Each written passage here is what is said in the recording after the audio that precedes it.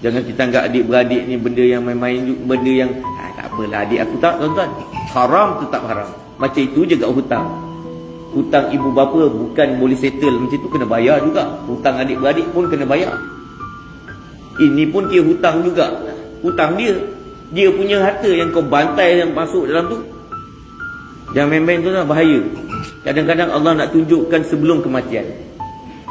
Ada Allah tunjukkan semasa dalam kubur. Hati-hati. Satu kes, sama ada saya pernah cerita atau tidak, tuan-tuan. Satu mayat.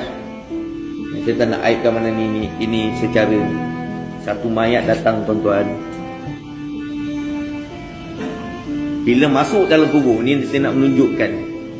Ini pengajaran buat diri kita. Masuk dalam kubur, masuk dalam tanah tu, mayat tu, tiba-tiba mayat tu tak muat.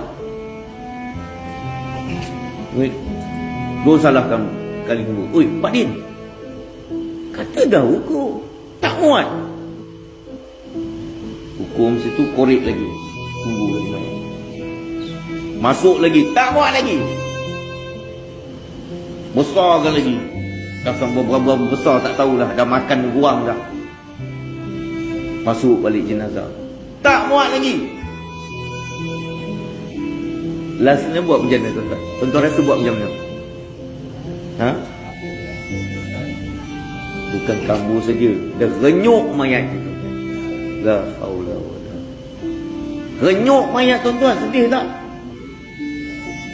Kalau tak boleh buat macam tu, macam mana nak buat? Masuk tak boleh masuk, tu renyuk sekali masuk je. La ilaha illallah, Allah hina di masa dekat situ.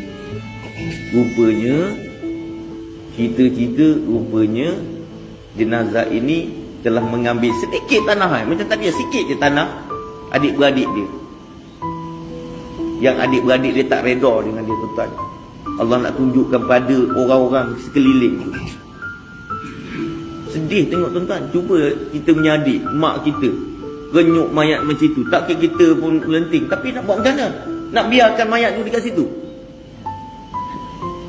Masuk je, renyuk dan kambur semua.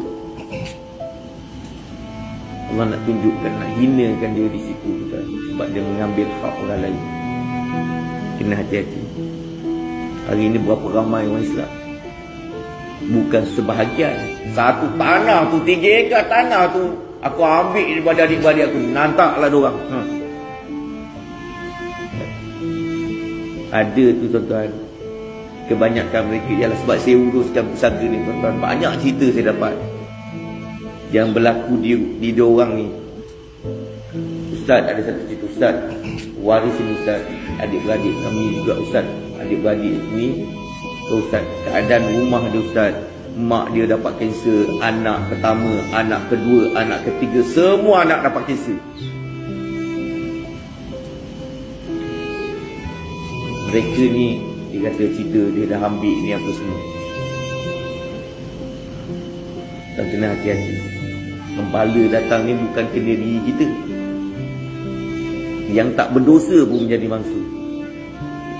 Anak kita yang tak berdosa, isteri kita yang tak berdosa. Mana tidaknya, harta yang kita dapat tu daripada harta yang haram, lebih-lebih lagi harta yang tak patuh syariat.